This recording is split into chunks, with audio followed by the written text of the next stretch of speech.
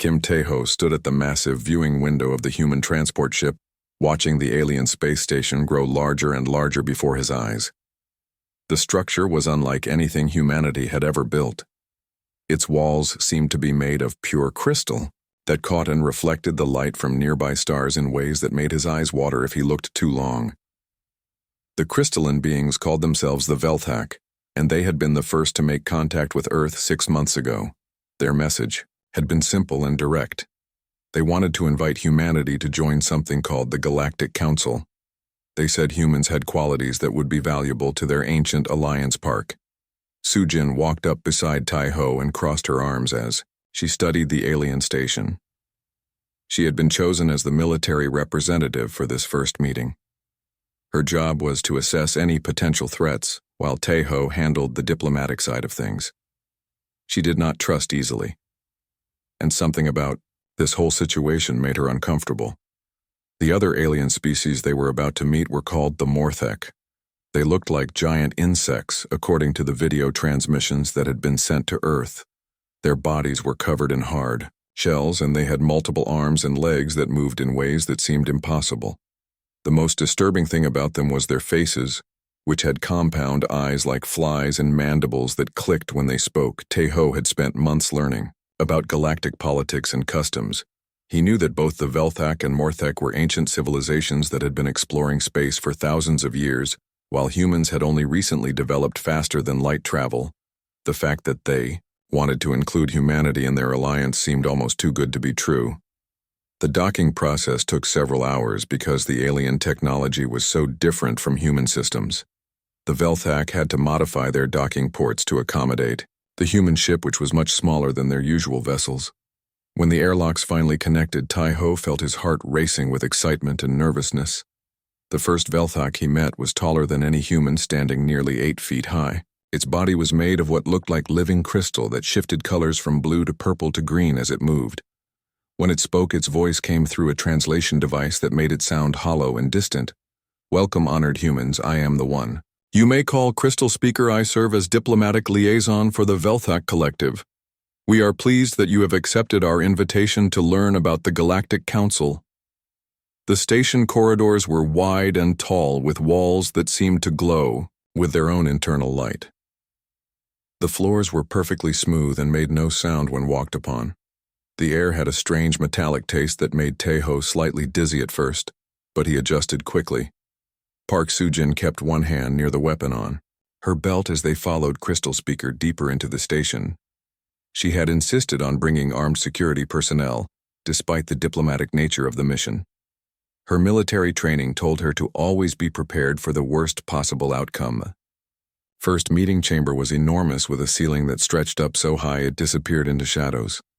The Morthek delegation was already waiting when the humans arrived, and Park Sujin had to fight to keep her expression neutral when she saw them up close.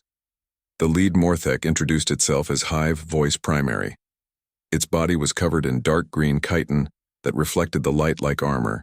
Its compound eyes were the size of dinner plates and seemed to track every movement the humans made. When it spoke, its mandibles clicked together, creating sounds that the translation device struggled to convert into human language. "Greetings, young species. We have observed your rapid technological development with great interest. Your species shows promise for the challenges that lie ahead in our shared galaxy." Tae-ho had prepared extensively for this moment. He knew that first impressions would be crucial for establishing good relations with these ancient civilizations. He bowed respectfully to both alien representatives and delivered the greeting he had practiced hundreds of times. "On behalf of all humanity, I thank you for this opportunity to join the galactic community. We are eager to learn from your wisdom and to contribute whatever we can to the peace and prosperity of all species." The negotiations that followed lasted for several days. The aliens explained that the Galactic Council was a mutual defense alliance that had existed for over 10,000 years. Its primary purpose was to protect member species from threats that could endanger entire civilizations. The most serious threat they faced was something called the Devourers. The aliens were reluctant to provide details, but they made it clear that this enemy was unlike anything humans had ever encountered. The Devourers apparently consumed entire worlds, leaving nothing but empty space behind them. In exchange for protection and access to advanced technology, the aliens wanted humanity to contribute to the Alliance. In several ways, they needed human workers for large construction projects. They wanted human soldiers to help defend remote outposts. And they were particularly interested in human tactical thinking, which they claimed was unique among known species. Park Sujin asked many questions about the military aspects of the Alliance. She wanted to understand exactly what kind of conflicts humanity might become involved in. The aliens assured her that human forces would never be used as frontline troops. They would only provide support and logistics for more experienced alien military units.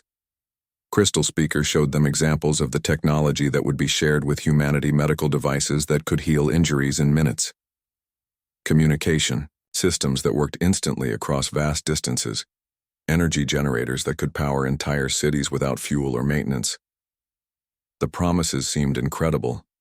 Almost too incredible to believe. Tejo found himself wondering why such advanced civilizations would need anything from humanity. What could humans possibly offer that these ancient species did not already possess? Hive voice. Primary seemed to read his thoughts.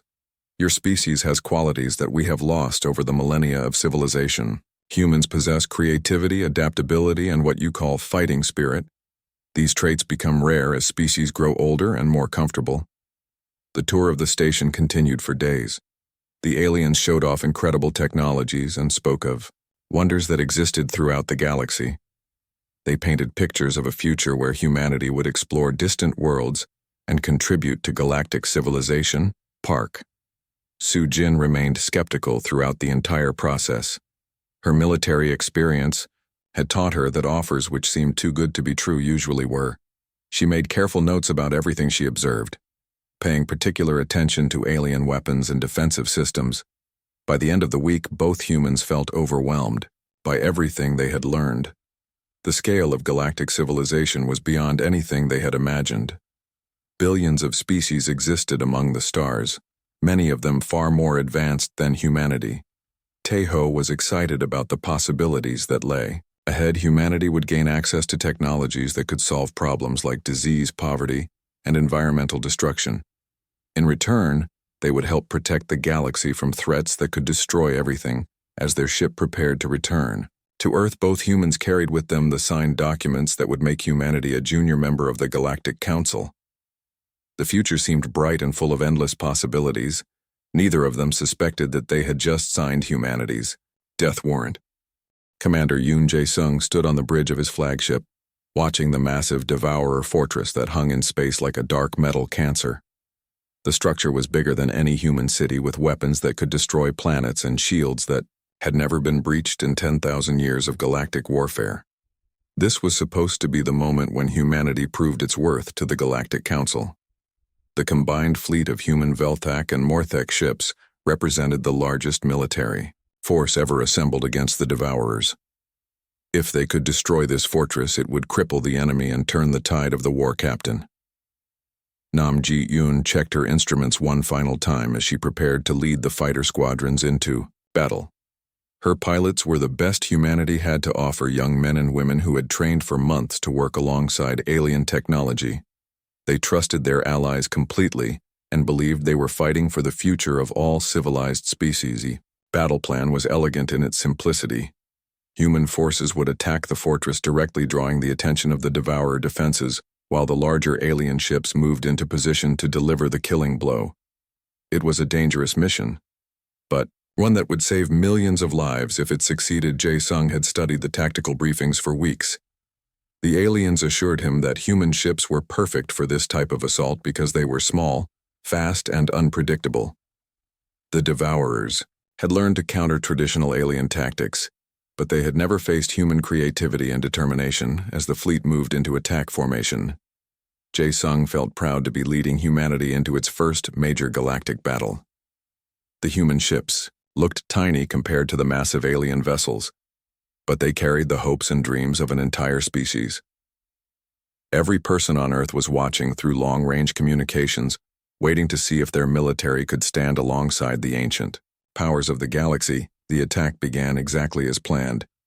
Human fighters screamed toward the fortress at incredible speeds, Weaving between defensive fire that could vaporize entire buildings, Ji-un led her squadron through the outer perimeter, with skill that impressed even the alien observers. Her pilots followed her, perfectly executing maneuvers that no other species could duplicate. Behind them, the human capital ships opened fire with everything they had. The weapons the aliens had given them were powerful, but they required humans to get dangerously close to their targets. Jae-sung watched his crews perform with courage that would have made their ancestors proud. The Devourer response was immediate and overwhelming. Weapons that could crack moons turned toward the human fleet, filling space with energy beams that turned anything they touched into superheated plasma. The fortress launched thousands of fighter craft that moved like angry insects toward the human formations. This was the moment when the alien allies were supposed to begin their assault. The plan called for the Velthak and Morthek fleets to attack the fortress from multiple directions, while the Devourers were focused on the human forces. It should have been a coordinated strike that would overwhelm the enemy defenses. Instead, something impossible happened. The alien ships simply disappeared. Jae-sung stared at his tactical display in disbelief. One moment, the combined fleet included hundreds of Velthak, crystal ships, and Morthek hive vessels. The next moment, his scanner showed only human forces facing the entire Devourer garrison alone. He tried to contact the alien commanders but received no response. The communication channels that had been active moments before were completely silent. It was as if their allies had never existed at all. Ji-un watched in horror as her fighter squadrons found themselves surrounded by enemy craft with no support. The alien ships that were supposed to provide cover fire had vanished, leaving her pilots to face impossible odds. She screamed orders to her remaining fighters, trying to form defensive formations. But there were too few of them left. The massacre that followed was unlike anything in human military. History ship after ship disappeared in brilliant flashes of light as Devourer weapons found their targets. Jae-sung watched helplessly as his fleet was systematically destroyed by an enemy that had been prepared for exactly this type of attack. The fortress itself seemed to come alive as massive weapon systems that had remained hidden during the initial assault revealed themselves. The Devourers had known the battle plan all along. They had prepared specific countermeasures for every human tactic and weapon system. In the final moments before his own ship was destroyed, Jae-sung realized the terrible truth. The aliens had not fled from the battle. They had never intended to participate in it at all. The entire assault had been designed to sacrifice human forces while gathering data about Devourer capabilities. The communication systems recorded his last transmission back to Earth. The humans have been betrayed. Our allies have abandoned us to die. The Devourers were waiting for us. They knew we were coming. Less than 5% of the human fleet survived the battle. Most of those were badly damaged ships that limped away from the fortress, carrying wounded crews and the devastating news of what had happened. The carefully planned assault had become a slaughter that accomplished nothing except the deaths of thousands of brave men and women. Back on Earth, the news of the disaster spread like wildfire. The alien representatives who had remained behind to coordinate with human leadership suddenly became very difficult to contact. They claimed that technical problems had prevented their fleets from participating in the battle and promised that investigations would be conducted. Park Soo-jin had been monitoring the situation from Earth, and she immediately understood what had really happened. The aliens had used human forces as expendable scouts to test Devourer defenses. The battle had never been about destroying the fortress. It had been about gathering intelligence at the cost of human lives. The survivors who made it back to human space told stories that confirmed her worst fears. The alien ships had been in perfect condition when they disappeared. There had been no technical failures or communication problems. They had simply chosen to abandon their human allies at the moment of greatest danger.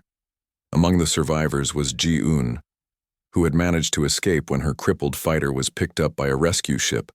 Her report painted a clear picture of betrayal. The aliens had positioned themselves perfectly to observe the battle while remaining safely out of range of Devourer weapons. The psychological impact of the betrayal was immediate and devastating.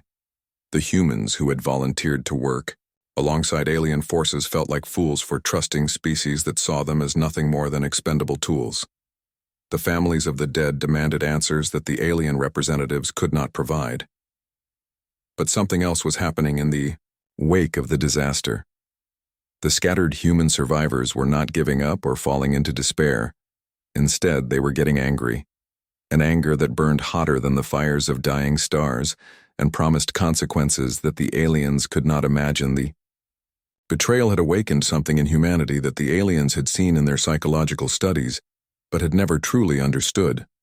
The human capacity for revenge was not just an abstract concept, it was a force of nature that could reshape the galaxy. The Velthak and Morthek leadership congratulated themselves on the success of their plan. They had eliminated a significant portion of human military forces while gaining valuable intelligence about their real enemy. The surviving humans would be too weak and demoralized to pose any threat. They had no idea that they had just made the worst mistake in galactic history. Lee Dong-wook wiped the sweat from his forehead as he worked deep inside the Velthak crystal manufacturing facility. The heat from the alien machinery was almost unbearable, but he had volunteered for this assignment because he wanted to learn how their technology worked. He had always been curious about how things operated, and the alien equipment was the most advanced he had ever seen. 3 months had passed since the alliance began, and human workers were now stationed on dozens of alien worlds. The Velthak had given them jobs in their most important facilities, claiming they wanted to share knowledge and build trust between their species. Dong-wook felt honored to be chosen for such important work. The crystalline machines around him hummed with energy that made his teeth ache. The Velthak had explained that these devices created the special materials used in their spaceships and weapons. The work was difficult and dangerous, but the aliens paid well and promised that humans would eventually learn to operate the machinery themselves. As Dong-wook calibrated one of the quantum resonators, he noticed something strange in the machine display. The symbols looked different from the ones he had been taught to recognize. During his training, the Velthak had shown him basic operational symbols, but these were more complex and seemed to be accessing deeper system functions. His curiosity got the better of him, and he began exploring the unfamiliar interface. The translation software in his work tablet struggled with the advanced Velthak language, but slowly began converting the symbols into human text. What he saw made his hands shake with fear. The machine was not just manufacturing crystal components. It was analyzing biological samples. Human biological samples. The display showed detailed scans of human DNA, human brain patterns, and human physical capabilities. The data files were enormous, containing information about thousands of individual humans. Dong-wook quickly copied the files to his personal storage device and tried to make sense of what he was seeing. The Velthak had been secretly studying every human worker who came to their facilities. They knew exactly how strong humans were, how fast they could move, how much damage their bodies could take before breaking. Even worse, the files contained psychological profiles that analyzed human behavior under stress. The aliens had been watching how humans reacted to danger, how they formed bonds with each other, and how they responded to orders from authority figures. It was like they were studying humans as if they were laboratory animals. That evening, Dong-wook contacted Choi Hye-won using a secure communication channel. Hye-won worked for Human Intelligence Services and had been monitoring alien communications since the alliance began. She had suspected that something was wrong, but had not been able to prove it. When Dong-wook showed her the files, she immediately understood the implications. The biological data was detailed enough to create weapons specifically designed to kill humans. The psychological profiles could be used to manipulate human behavior or predict how humans would react in combat situations. Hye-won had been conducting her own investigation, and the information Dong-wook provided confirmed her worst fears. She had noticed unusual patterns in alien communications, encrypted messages that mentioned something called Project Harvest and references to human disposability factors. The intelligence network she had built over the years included human workers on many different alien worlds. Through careful questioning and observation, she had discovered that humans were being studied everywhere they worked. The Morthek were just as guilty as the Velthak of conducting secret research on their human allies on Morthek worlds. Human workers were assigned to positions where they could be observed constantly.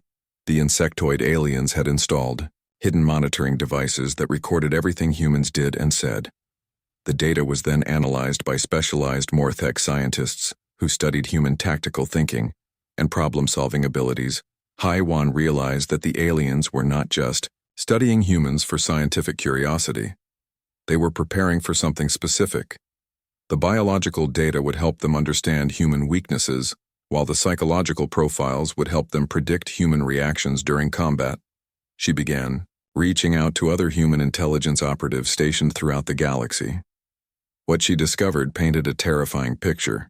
The aliens had been planning this deception from the very beginning. The invitation to join the Galactic Council had been a trap designed to get humans into positions where they could be studied and eventually exploited. The technology transfers that seemed so generous were actually carefully calculated. The aliens only shared knowledge that would make humans more useful to them. Advanced medical technology kept human workers healthy longer. Communication systems made it easier to monitor human activities. Energy weapons were designed with built-in limitations that could be activated remotely. The most disturbing discovery came when HFY intercepted a high-level communication between Velthak and Mortec leadership. The message was heavily encrypted, but her team managed to decode enough to understand its basic meaning. The aliens were planning to use humans as shock troops in their war against the Devourers. Human forces would be sent into the most dangerous combat situations, while alien forces remained safely behind the lines. The aliens believed that human unpredictability and aggression would be effective against an enemy that had learned to counter traditional alien tactics. But the plan did not end with using humans as expendable soldiers. Once the war with the Devourers was finished, the aliens intended to eliminate all remaining human forces. They had concluded that humans were too dangerous to be allowed to survive as an independent species. The psychological profiles had revealed something that worried the alien leadership. Humans had an unusual capacity for holding grudges and seeking revenge. If humans ever discovered that they had been betrayed, they would become a permanent threat to galactic stability. The aliens had decided that the safest course of action was to use humans completely and then dispose of them. HFY and Dong-wook met secretly in an abandoned section of the space station where they both worked. They knew they had to find a way to warn other humans about the deception, but they also knew that the aliens were monitoring most human communications. The evidence they had gathered was overwhelming, but it would be difficult to convince human leadership back on Earth. The Alliance had brought so many benefits to humanity that most people would not want to believe that it was all a lie. They decided to build a network of trusted humans who could slowly spread the truth without alerting the aliens to what they had discovered. Each person would be carefully selected and given only enough information to understand the danger without knowing the full scope of the conspiracy. As they worked to build this resistance network, both Dong-wook and HFY realized that time was running out. The aliens were accelerating their preparations for the war against the Devourers. Human military units were being deployed to forward positions, and requests for more human soldiers were increasing daily. The deception had been perfect in its execution. The aliens had offered humanity exactly what it wanted: most knowledge, technology, and a place among the stars. But the price for these gifts would be the complete extinction of the human species. Neither Dong-wook nor HFY knew if they would be able to expose the truth in time, but they were determined to try, because they understood that the survival of humanity depended on their success. The aliens had made one critical mistake in their planning. They had underestimated what humans were capable of when they discovered they had been betrayed. The emergency session of the Galactic Council convened in a chamber that had not been used for 3,000 years. Its walls were scarred by ancient weapons and its floors stained with the blood of species that no longer existed. The last time this room had been opened was during the first Devourer invasion, when half the galaxy-burned crystal speaker stood before the assembled leaders of both the Velthak and Mortec civilizations. But the being that had once radiated confidence and authority now flickered with unstable energy patterns. Its crystalline body showed stress fractures that spread like spider webs across its surface. The reports from across the galaxy painted a picture of systematic destruction that defied comprehension. In less than 6 months, human resistance cells had managed to cripple infrastructure that had taken millennia to build. The attacks were not random acts of terrorism.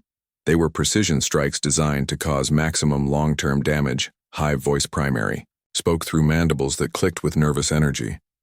The psychological profiles we created were completely wrong. We predicted that humans would become demoralized and seek terms for surrender. Instead, they have become more dangerous than any enemy we have ever faced. The statistics were impossible to ignore. Veltak crystal cities on 17 worlds had suffered catastrophic resonance failures that turned their buildings into deadly shrapnel Morthek hive networks on 23 planets, had experienced viral infections that caused complete social collapse. Mining operations, industrial facilities, and communication arrays throughout both civilizations lay in ruins. But the physical damage was only part of the problem. The humans had demonstrated capabilities that challenged everything. The aliens thought they knew about warfare. They struck without warning, disappeared without trace, and left no evidence that could be used to track them down. Crystal Speaker accessed the latest intelligence reports with growing dread. Human cells were operating independently but with perfect coordination. They shared information and resources across vast distances using communication methods that alien technology could not detect or intercept. The Rio. Humans had learned to use alien technology against its creators in ways that should have been impossible.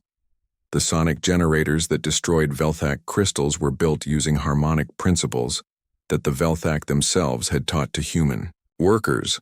The biological weapons that infected Morthek hives were based on research that the Morthek had shared during the Alliance.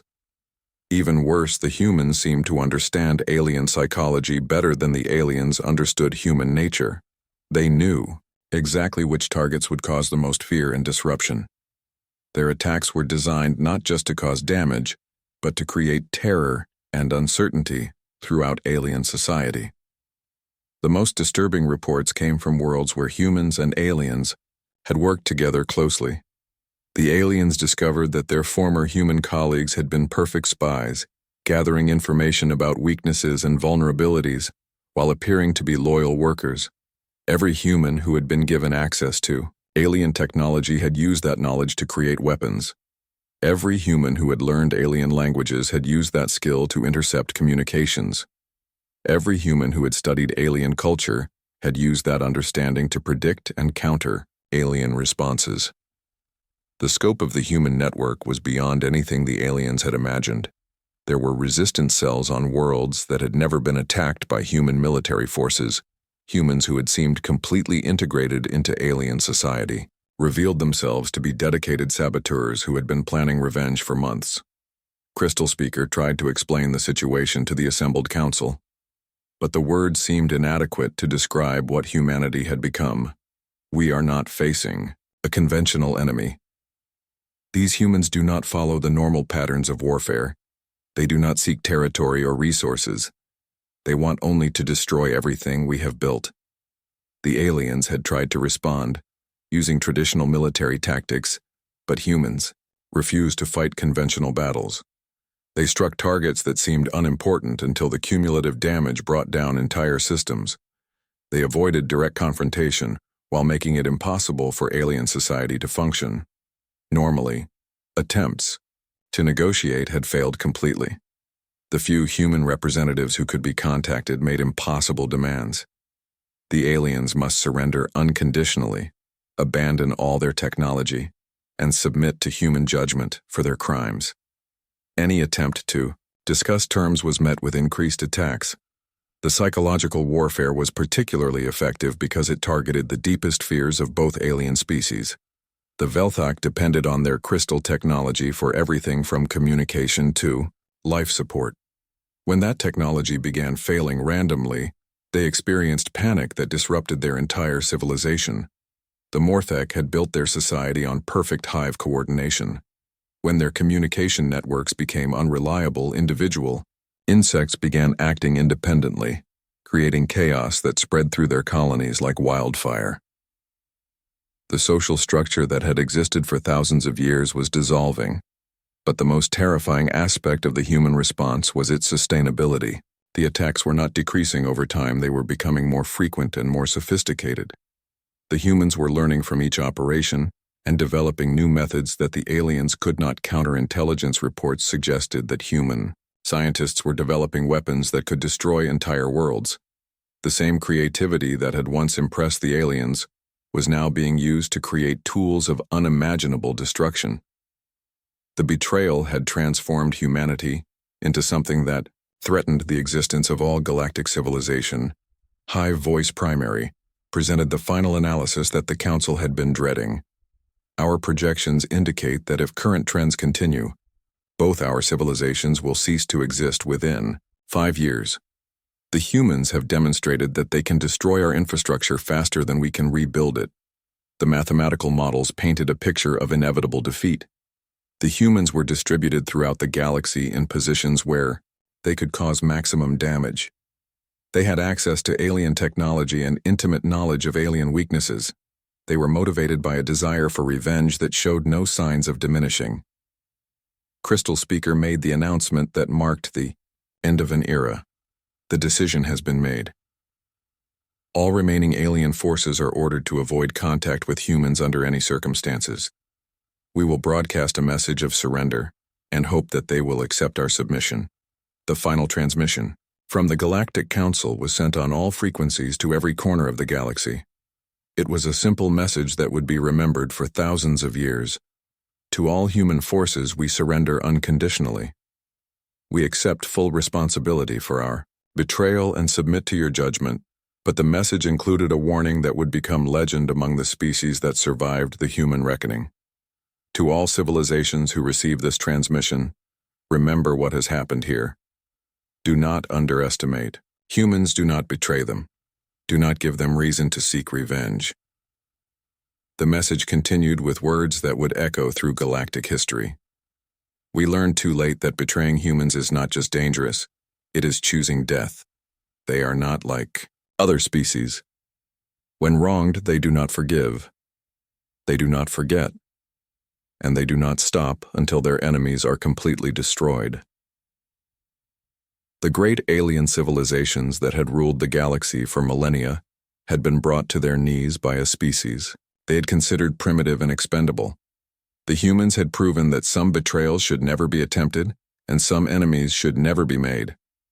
The reckoning was complete, and the galaxy would never be the same. Humanity had earned its place among the stars not through diplomacy or trade, but through the systematic destruction of those who had dared to betray them. The lesson was clear and would be remembered for all time. Do not cross the humans. Minsuk had always been a peaceful man who believed that science should be used to heal and create, not to destroy. He had spent his entire career developing medical applications for the alien technology that had been shared with humanity. His laboratory was filled with devices that could cure diseases that had plagued humans for centuries. The news of the betrayal changed everything in a single moment. When he learned that thousands of human soldiers had been abandoned to die by their supposed allies, something broke inside his mind. The gentle scientist who had dedicated his life to saving people disappeared and was replaced by someone who thought only of revenge. He sealed his laboratory and began working around the clock, converting every piece of alien technology he could find into weapons of war. The medical scanners that could detect diseases became targeting systems that could identify alien weak points. The healing devices that repaired damaged tissue became tools that could cause precise and agonizing death. The crystalline technology of the Velthak fascinated him because it was based on harmonic resonance frequencies that could be disrupted with the right kind of interference. Minseok spent weeks analyzing the crystal samples he had been given for medical research until he discovered the exact frequency that would cause catastrophic failure. His first successful test involved a small piece of Velthak communication crystal. When he exposed it to his modified sonic generator, the crystal shattered into thousands of fragments that turned to dust within seconds. He realized that this same principle could be applied to Velthak ships, buildings, and even their bodies. The Morthek technology was more complex because it was based on biological processes that mimicked insect hive behavior. But Minseok had been studying alien biology for months, and he understood their neural networks better than they realized. He created a virus that could spread through their communication systems and cause complete mental breakdown. Shinbora received the first coded message from Min Seok just days after the betrayal. She had been using her position in the communication center to stay in contact with human survivors scattered across the galaxy. When she decoded his message, she realized that the quiet scientist had become something terrifying and wonderful. The message contained detailed plans for weapons that could destroy alien infrastructure without leaving any evidence of human involvement. The sonic generators could be built using common materials and would appear to be random equipment failures. The biological weapons could be introduced through air or water systems and would seem like natural diseases. But Min Seok was not working alone. Bora discovered that human scientists, engineers, and technicians throughout the galaxy were secretly developing their own methods of striking back against the aliens. The betrayal had awakened a creativity and determination that the aliens had never expected to see. She began coordinating these efforts using communication channels that the aliens did not monitor. The network grew quickly as more humans learned about the weapons being developed and volunteered to help distribute them. Every human who had worked alongside alien technology had learned something that could be used against their former allies. The aliens had made a critical mistake by allowing humans to work in their most sensitive facilities. Dongwook and others like him had been given access to technical specifications that revealed exactly how alien systems could be sabotaged. The biological data that the aliens had collected about humans was nothing compared to what humans had learned about alien weaknesses. Bora realized that the scattered human survivors were not as helpless as the aliens believed. They were spread across dozens of worlds and had intimate knowledge of alien infrastructure. The betrayal had not eliminated the human threat, it had distributed it throughout the galaxy. The first coordinated attacks began exactly 1 month after the betrayal. They were small and seemingly unrelated: power failures on Velthak, mining worlds, communication, breakdowns in Morthek hive cities, equipment malfunctions that caused industrial accidents. The aliens initially assumed these were random technical problems, but the pattern became clear when every major alien facility experienced similar failures. Within the same week, the humans were not just striking back, they were doing it with a level of coordination and precision that impressed even their enemies. Min Seok had shared his weapon designs with human cells on every world where aliens had infrastructure. The sonic generators were being built in hidden workshops using materials that could be found anywhere. The biological weapons were being cultivated in secret laboratories that the aliens had unknowingly helped to establish. Each attack was carefully planned to cause maximum damage while appearing to be an accident. The aliens found themselves dealing with crisis after crisis as their technology failed in ways that should have been impossible. Their crystal cities began developing structural flaws that spread like cancer through their foundations. The Morthek hives experienced even worse problems as their communication networks became infected with viruses that caused complete social breakdown.